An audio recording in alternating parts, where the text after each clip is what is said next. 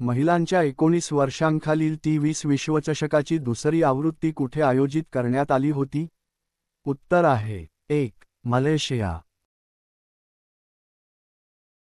कोणत्या British governor जनरलने doctrine of lapse सुरू केले? उत्तर आहे 4. Lord Dalhousie.